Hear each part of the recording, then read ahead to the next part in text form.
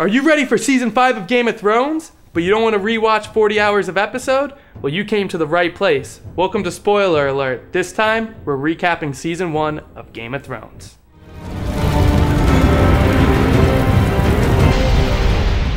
Game of Thrones takes place in the fictional kingdom of Westeros. Westeros is divided into 9 provinces, each ruled by its own family. King Robert Baratheon sits atop the Iron Throne. He overthrew the Targaryen dynasty 17 years ago in what is now called Robert's Rebellion. We'll learn more about the Targaryens later.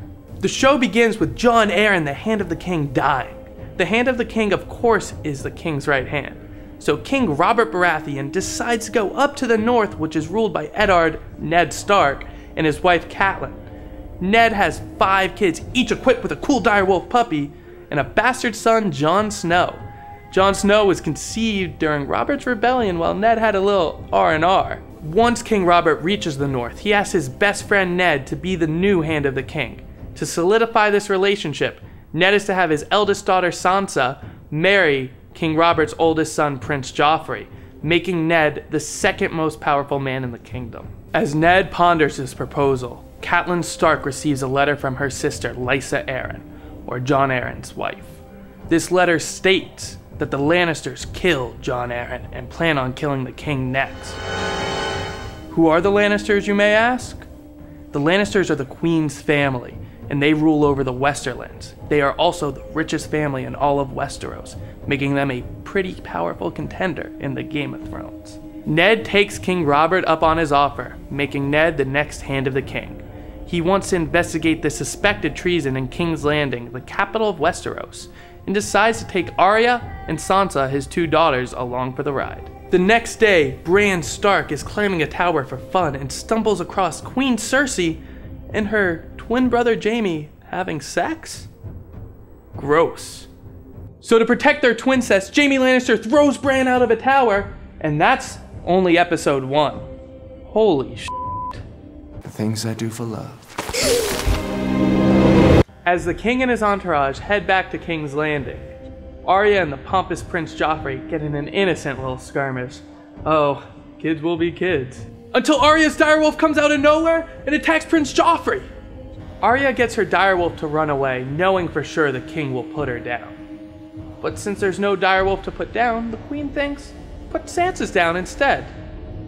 What a Ned's bastard son, Jon Snow, decides to join the ancient order of the Night's Watch, an order that goes back thousands of years filled with history and valor. They sit atop a giant wall made out of ice and protect the kingdom from monsters and the savage wildlings that live on the other side. Sounds pretty glorious, right? Until Jon Snow gets there and realizes the Night's Watch is underfunded, undermanned. You serve for life, and you're not allowed to have sex. Jon was joined by Tyrion Lannister, the man who puts the imp in pimp. Tyrion wanted to see the wall because it's one of the greatest wonders in all of the world, before heading back to King's Landing. While training at the wall, Jon befriends a young lad by the name of Samwell Tarly, who was forced to join the Night's Watch by his overbearing father. When the two officially join the order, Jon gets assigned to be steward to Lord Commander Mormont, also known as his boy. Sam assures Jon that they're just grooming him for command. Back in the north, Bran survived that fall, only to realize he'll never be able to walk again. One night, an assassin breaks into Bran's room. When he's about to kill Bran with a dagger, his direwolf comes out of nowhere and kills the assassin! Catelyn decides to warn Ned of the newest Lannister threat by catching up with him in King's Landing. She leaves her oldest son, Robb Stark, in charge of the north. Catelyn and Ned get help from Littlefinger and Varys, 2 of the king's advisors. Littlefinger informs Ned that the dagger of the assassin belonged to none other than Tyrion Lannister. Catelyn's visit to King's Landing was rather short, as she's already headed back to the north. So Ned decides to spend his free time investigating Jon Arryn's final steps, which involves locating a lot of King Robert's bastards. On the way back to the north, Catelyn runs into Tyrion Lannister and captures him. She brings him all the way to the Eyrie, which was ruled by Jon Arryn, so Tyrion can answer for his crimes in front of Lady Arryn, who by the way is crazy. Tyrion realizes a trial being held by a crazy person isn't really going to go his way, so he demands a trial by combat. he gets a sellsword by the name of Bronn to fight for his honor.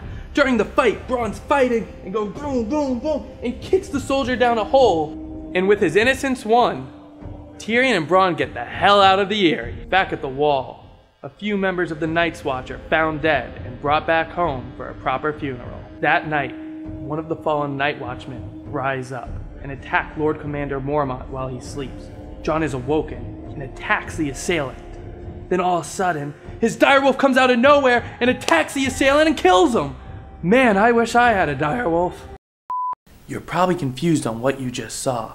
Well, you see, White Walkers are magical creatures that have been gone for thousands of years. They just roam the earth and kill everything in sight. I don't know how I didn't bring that up earlier.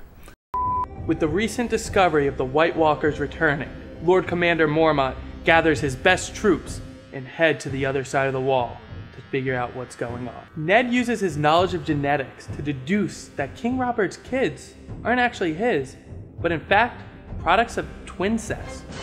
Gross. Which means Joffrey and his siblings are not in the line of succession for the throne, which is okay as long as King Robert can fix the line of succession when he hears the news from Ned.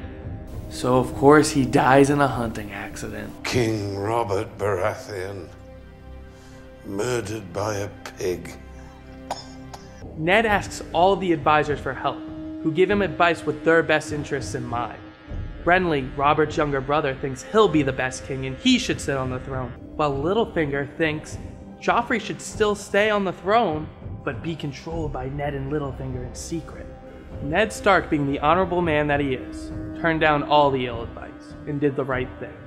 He confronted Cersei and the new King Joffrey in an open court and confronted them about their treasonous acts. The whole kingdom rallies behind this decision and imprisons the queen, her brother, and the incest children. Ned sits on the throne until the rightful heir of Westeros can be located. Oh wait, what? No, actually, King Joffrey just sentenced Ned to death. How much more do we have left of this? What? I can do it in half.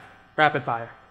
Arya Stark witnesses her father's execution and is whisked out of King's Landing by a member of the Night's Watch named Yoren, who cuts off her hair and disguises her as a boy named Arya. Pissed off, Robb Stark mobilizes his army, tries to avenge his father's death, rescue his sisters, and fights for Northern independence. He is declared King of the North, King of the North, King of the North!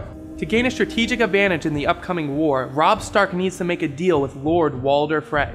In return, Walder wants Robb to marry one of his beautiful daughters. Tyrion and Bronn meet up with Papa Lannister Tywin, who is about to fight an upcoming war.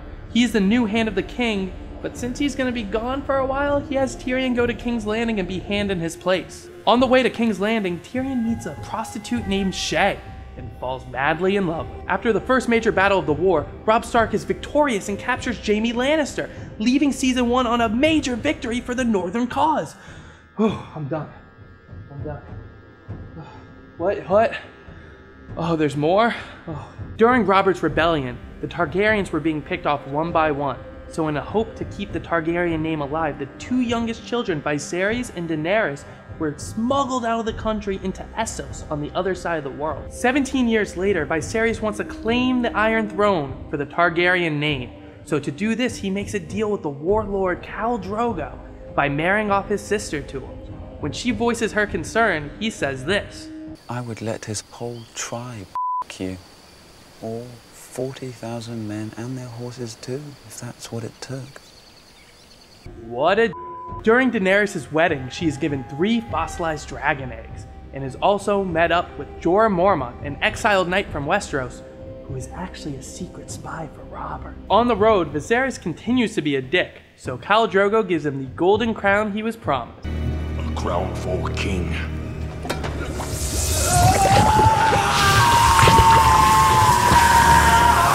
After Viserys' death, Daenerys falls in love with Khal Drogo. She gets pregnant, she loses the baby, Khal Drogo dies, and then in her grief she decides to burn herself with Khal Drogo and the dragon eggs. The next morning, Daenerys is found alive and well and with 3 baby dragons.